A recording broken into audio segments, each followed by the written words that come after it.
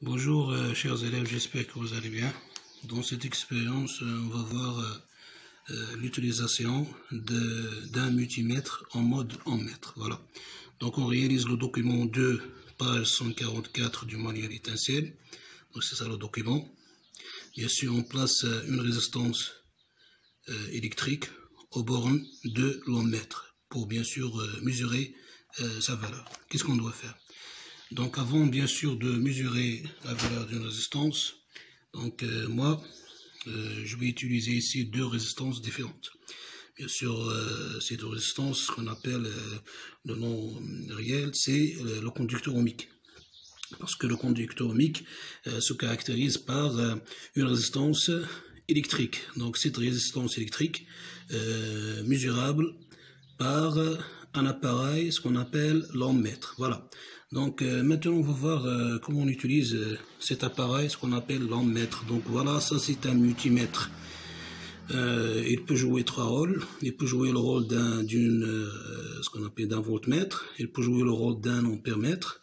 Il peut jouer aussi le rôle d'un ohmmètre. Voilà.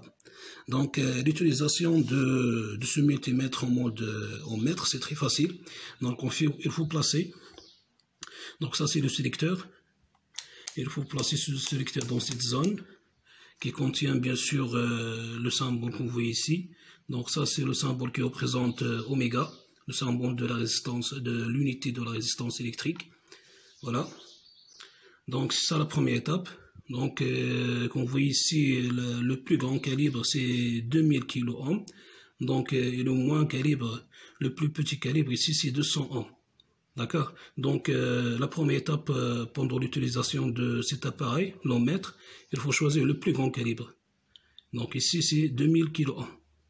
Donc et après, on introduit directement la première résistance. Je commence par cette résistance. Voilà. Donc je n'ai pas cité les deux bornes de l'ampère. Voilà ici. Donc ici, ça s'écrit ici oméga. Donc c'est ça la première borne de l'ampère. Ici, ça s'écrit comme, c'est la deuxième borne. Donc ici et ici, donc, ce sont les deux bornes de l'ampère. Donc, je mets, bien sûr, le premier fil ici, et le deuxième fil de la borne comme. Voilà. Donc, et après, bien sûr, on introduit maintenant la première résistance. Voilà. Vous voyez ici, directement aux bornes 2.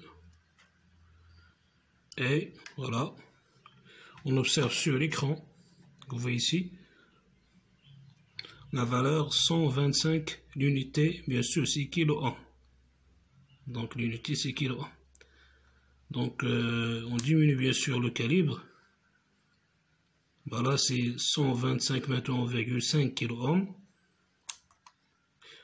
Voilà, lorsqu'on prend un calibre, bien sûr, très petit, dans ce cas-là, l'écran affiche la valeur 1. Ça signifie que le calibre que j'ai choisi n'est pas convenable, il est très petit.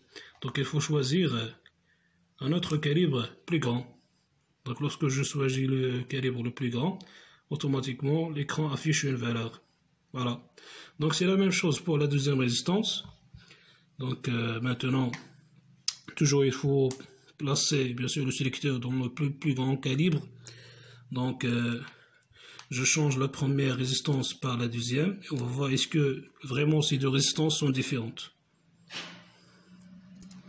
Voilà, donc c'est la deuxième résistance. Sur l'écran, on observe la valeur 1, l'unité c'est kΩ. Donc il faut choisir notre calibre 1,1. Donc ce n'est pas convenable. 1,18 n'est pas convenable. Je choisis maintenant le calibre qu'on voit ici, 2000 ohms. Donc l'écran affiche la valeur 1178 ohms.